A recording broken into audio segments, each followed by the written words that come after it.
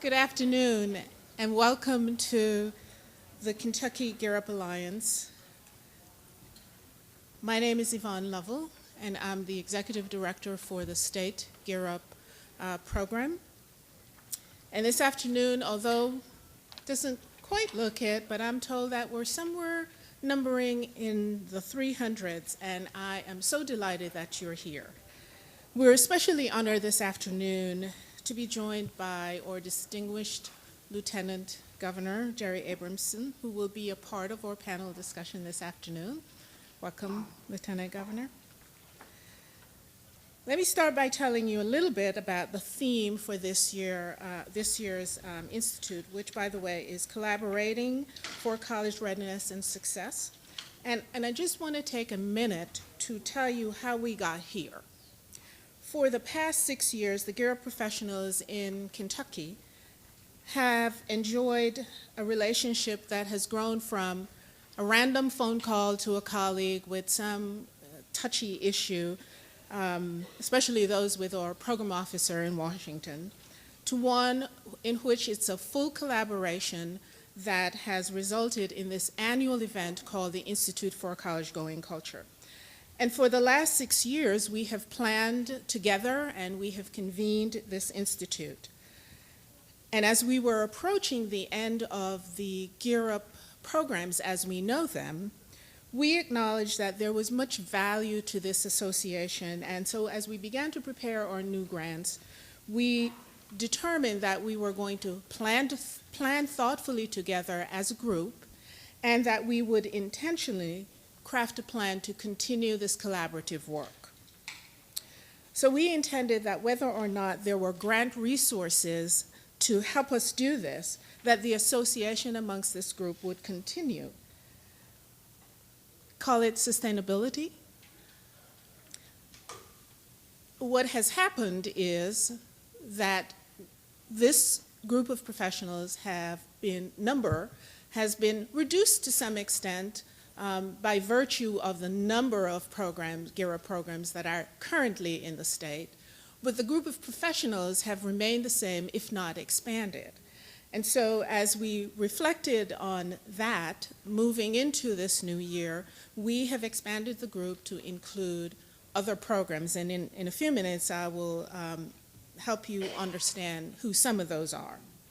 But as I reflected on my own experience in this work, for the last 12 years here in Kentucky, the change in the environment, in this P16 environment, is really quite evident. We have gone from talking about college access, which is the increasing of opportunities to go to college, to a focus on preparing students to succeed in college, both academically and socially and financially.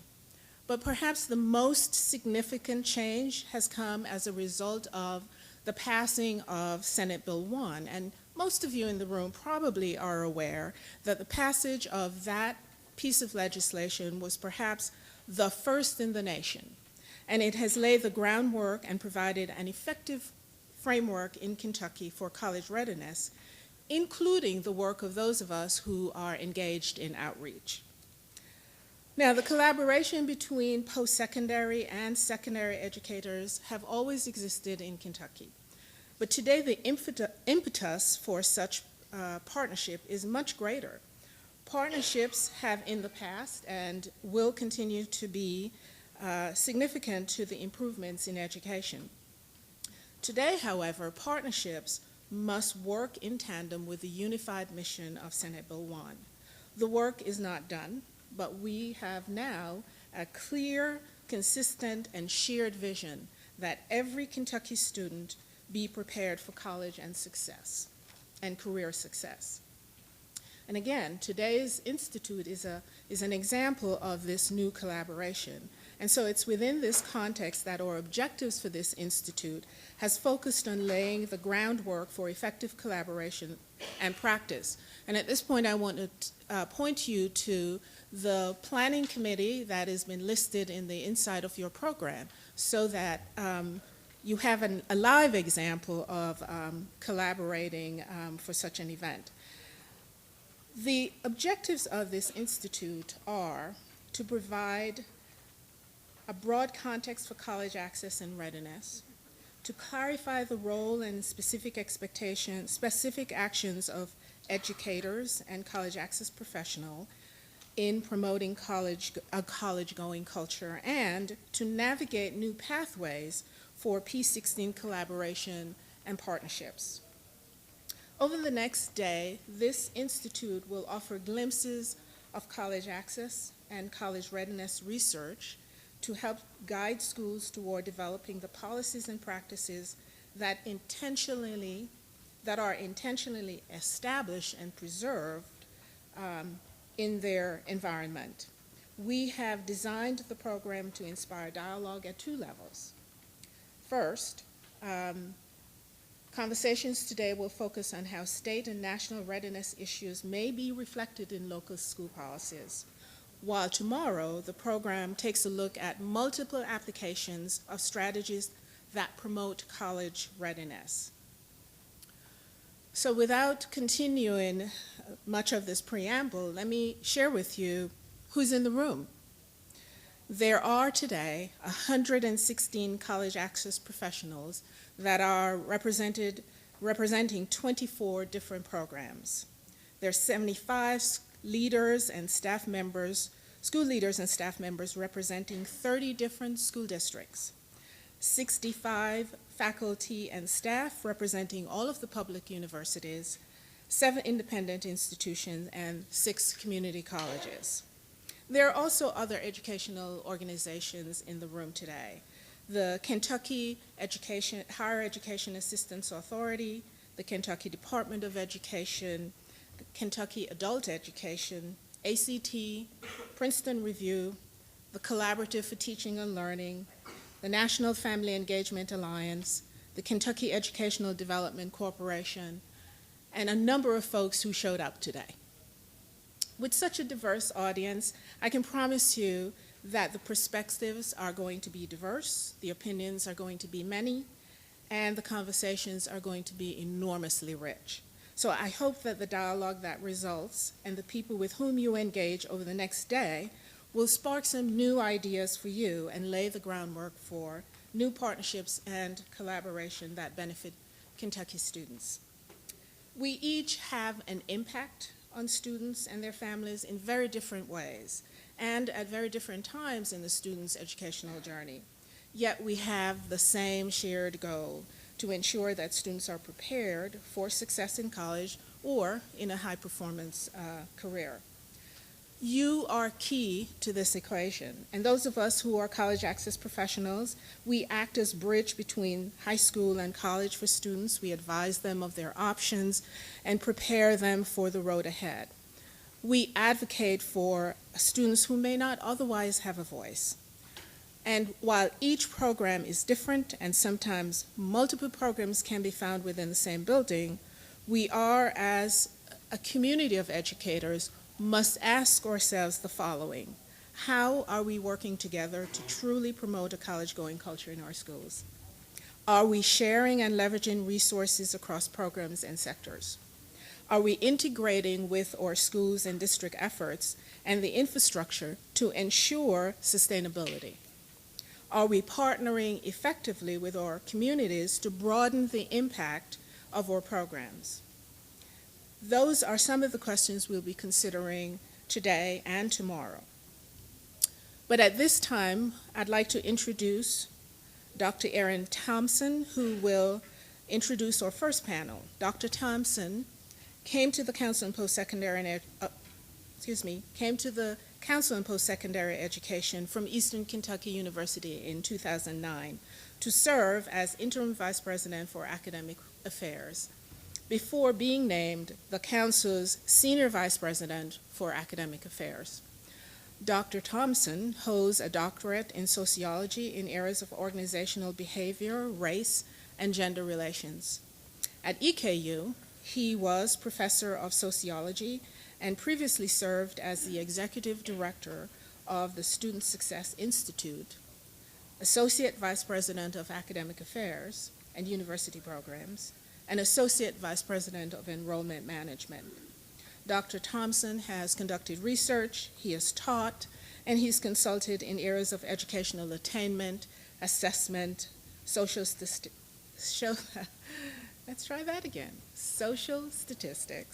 race and ethnic relations, first-year students, retention, and organizational design. He is nationally recognized in areas of educational attainment and academic success, and his research includes building culturally relevant models for student success, transition to college from high school, and persistence to graduation. So, without further ado, Dr. Thompson.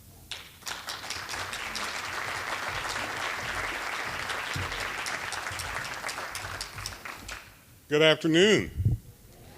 I'm not sure what it says about me, but of course many of you know I've been in education for over 2 decades in Kentucky and had other lives before that, but it was interesting when I came in and I saw all you folk in the room, and I knew 75% of you, and many of you have had multiple jobs over the years that I've known you, so I'm glad to have you here. This is truly, I think, one of the interesting things that I do in my job. I do a lot of interesting things, but when we talk about what we can do to make sure that the kids in Kentucky get the kind of education that they need, P-12 as well as higher ed, and get them to the point of being active citizens, and to the point of actually where we build a culture that's deeper than any kind of culture we've known in Kentucky, it makes me excited. So thank you all for being here. And it is my pleasure, Yvonne, to host this panel. Before we get started and before we introduce to you this esteemed group, I do want to just point out a couple of things. When we think about Kentucky, and it's so much so in the past that you kind of remember when we used to say, thank God for Mississippi.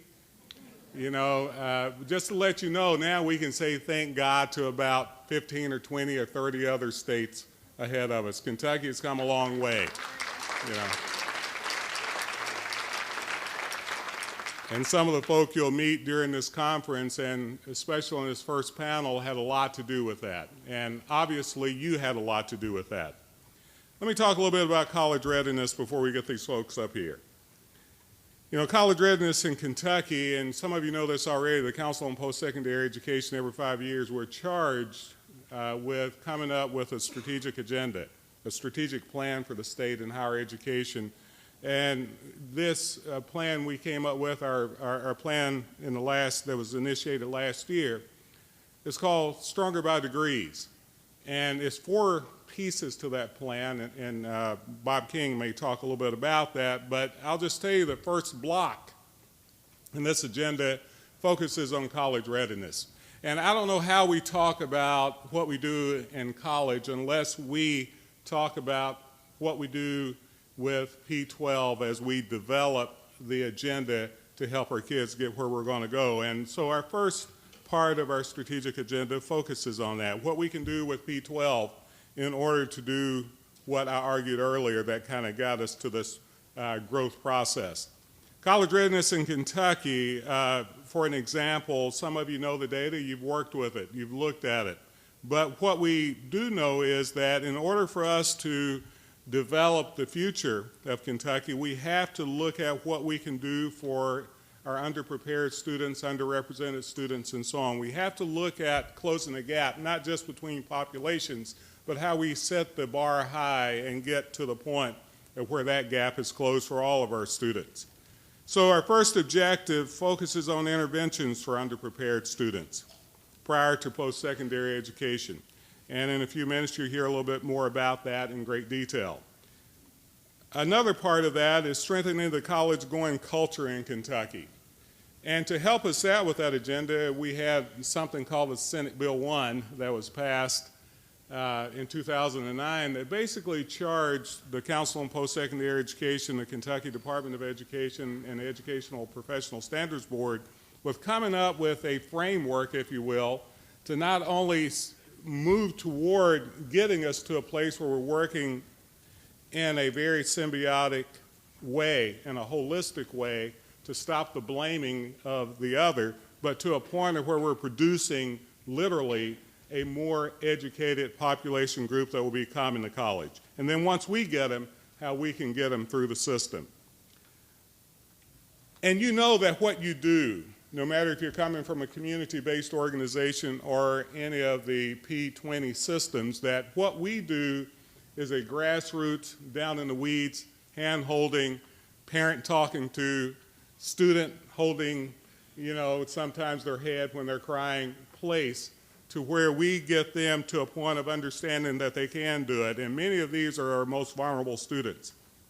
We've made significant progress, as I said earlier. In 2010, 63% of recent high school graduates entering community and technical colleges and 27% entering public universities needed remediation, though, in one or more subjects.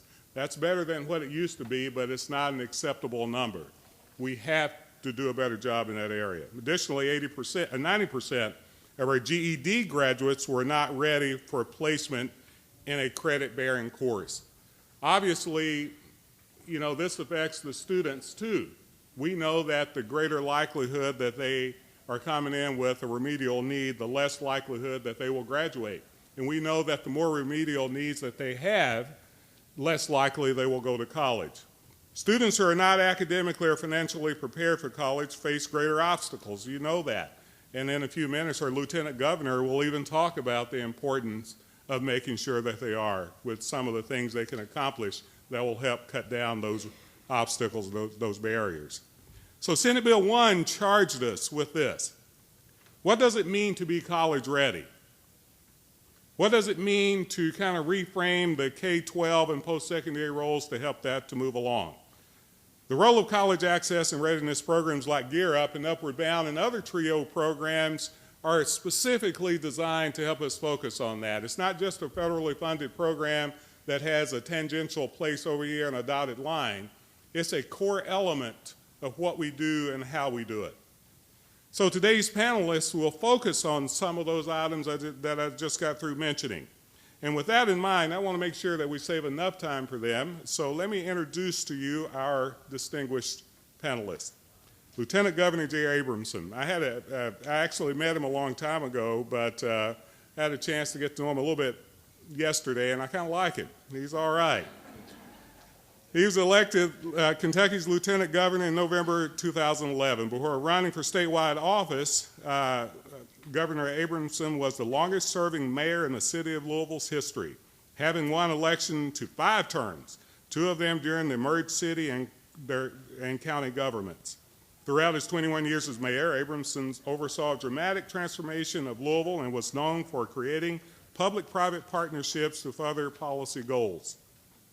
In 2008, the U.S. Conference of Mayors acknowledged him and his impact when it named Louisville America's most livable large city. My daughter lives there, so thank you for that, sir. As Lieutenant Governor Abramson, I guess this is here, right? As Lieutenant Governor, Abramson brings the knowledge, enthusiastic ideas, and local government experience he demonstrated in Louisville to serve the entire Commonwealth of Kentucky.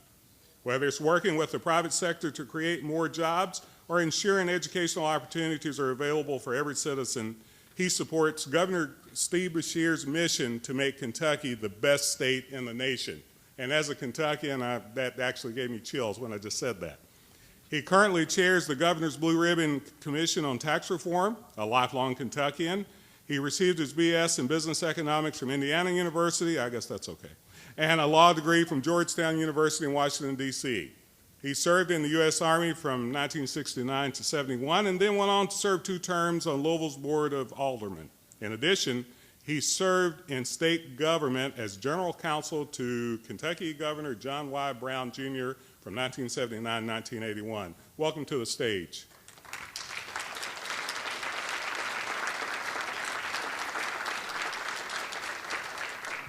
All right, second panelist is my partner in crime, as he likes to call me. I will tell you, and I'm not just saying this because he probably can't give me a raise anymore, but Bob King is one of the best people I've ever, if not the best guy I've ever worked for and worked with.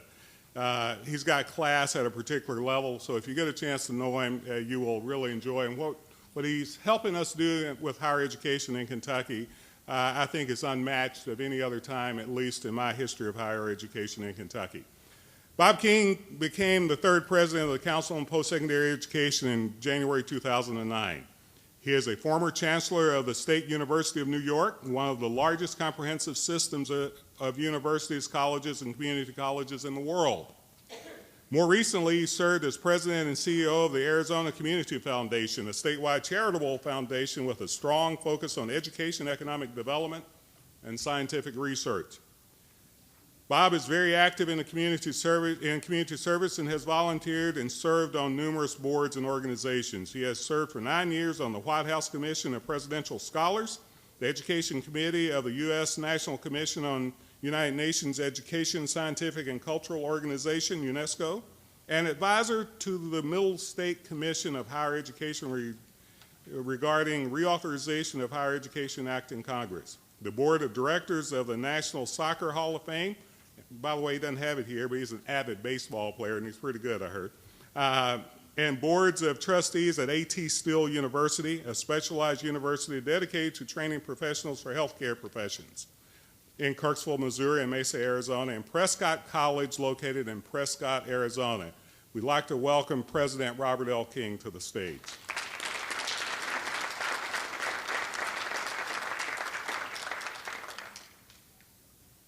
Many of you work in the K-12 arena, and I've been messing around the K-12 arena now almost 3 decades, and I have to tell you, this next guy I'm getting ready to introduce, you all should feel good that Kentucky was able to capture this dynamic leader. And I've had a chance really to get to know him the last 3 years I've been at the council, and I will tell you, the class should be the adjective that describes this guy. Dr. Terry Holliday was selected as Kentucky's 5th Commissioner of Education in July 2009. Holliday served as superintendent for more than 20,000 students in Iredell Statesville School District in 2002 until 2009. Under his leadership, the Statesville School District received the 2008 Malcolm Baldrige National Quality Award, which was created by an act of Congress in 1987 to recognize companies, organizations, businesses, and other entities that have shown long-term improvement in quality and productivity. Dr. Holliday's previous experience includes serving as superintendent, associate superintendent, director of accountability, principal, assistant principal, director of instrumental music. I heard he was a great band director, by the way, and band director in North Carolina and South Carolina. In December 2010, Holliday was named to the board of directors for the Council of Chief State School Officers, CCSSO, as some of you know, for 2010 and 11. CCSSO is a nonpartisan, nationwide nonprofit organization of public officials who head departments of elementary and secondary education in the states, the District of Columbia, the Department of Defense, Educational, Active, and 5 U.S. extra state jurisdictions. In September 2011, Holliday was appointed to serve a 4-year term on the National Assessment and Governing Board. The board sets policy for the National Assessment of Educational Progress, NAEP, known as the Nation's Report Card. Holliday is a co-author of Running All the Red Lights, a journey to a system-wide education reform. Native of Belton, Dr. Holliday earned a bachelor's degree from Furman University, a master's degree an educational specialist degree from Winthrop, and a doctorate from the University of South Carolina. And I will tell you, if you read the newspaper yesterday, you know, hopefully he lives out his contract for 5 more years, right? Welcome to the stage, Dr. Holliday.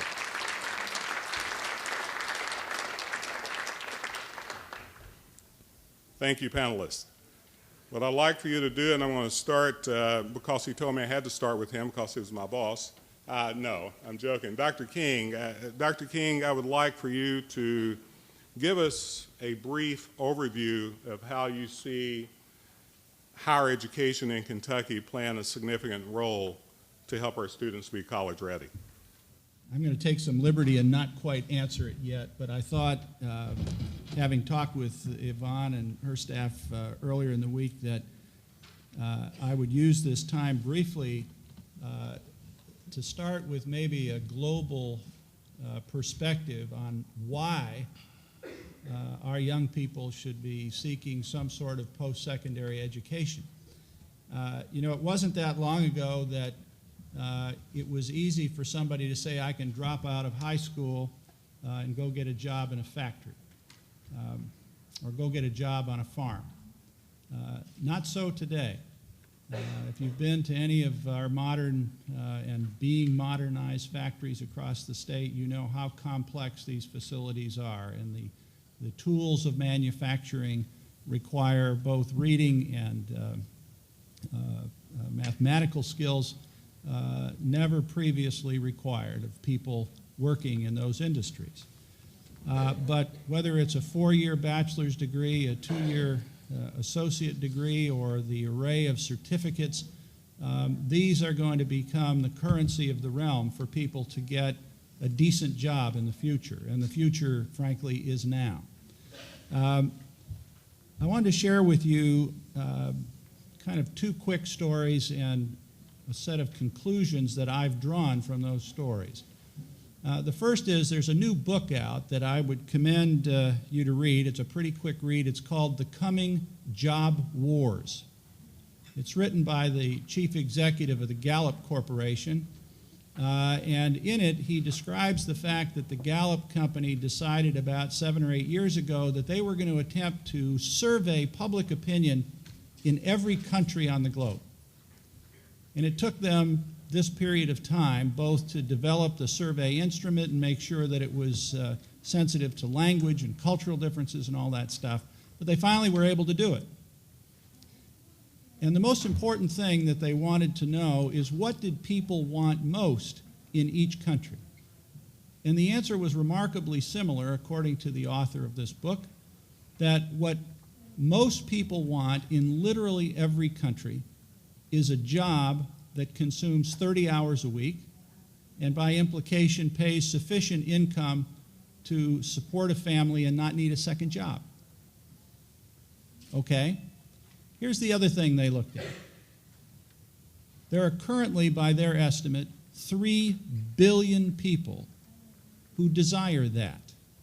But there are only 1.2 billion jobs that meet that description.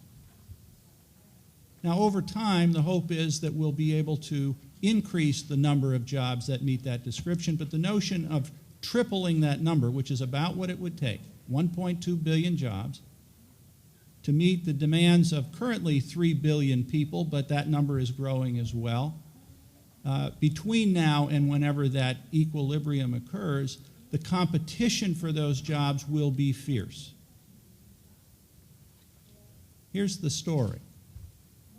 I serve on the executive committee of the State Chamber of Commerce, and the group meets periodically, and at a meeting about a year ago, they invited the chief executive of a company in Kentucky. It's our 4th largest employer, called General Cable. General Cable, I thought, was a cable television company. They're not. They actually make transmission lines for electricity transmission. Very sophisticated stuff, and they sell their cables all over the world.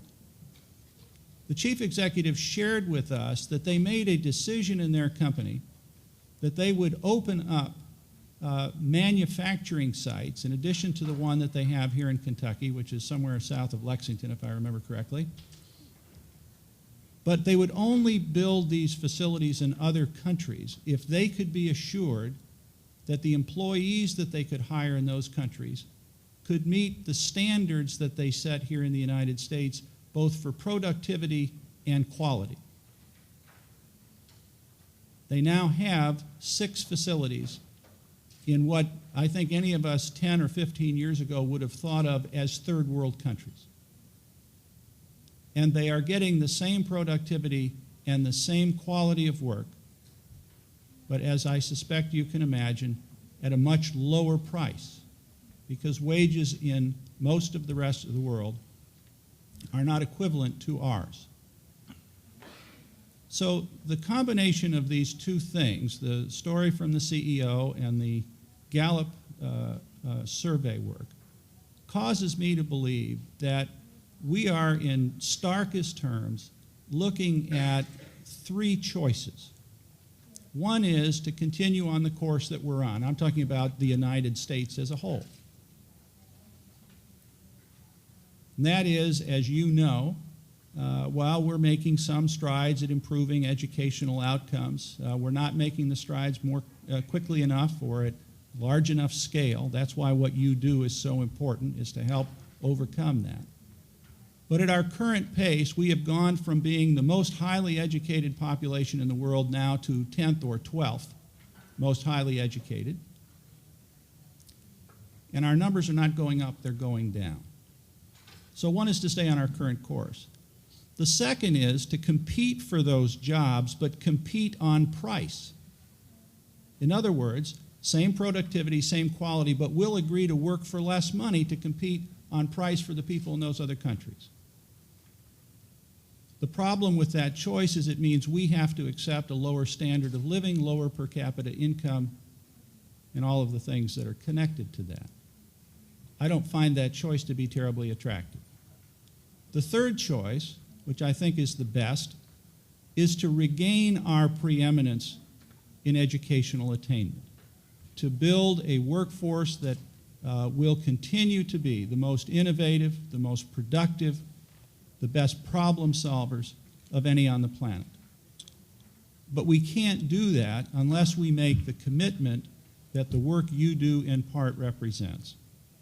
And not just to make the commitment, but to be successful at getting more and more of our young people, and now some not so young people, to understand, to prevent the bad consequences of this competition for jobs, that we have to be committed to make our neighbors, their sons and daughters and grandsons and granddaughters, the best educated, best trained workforce in the world.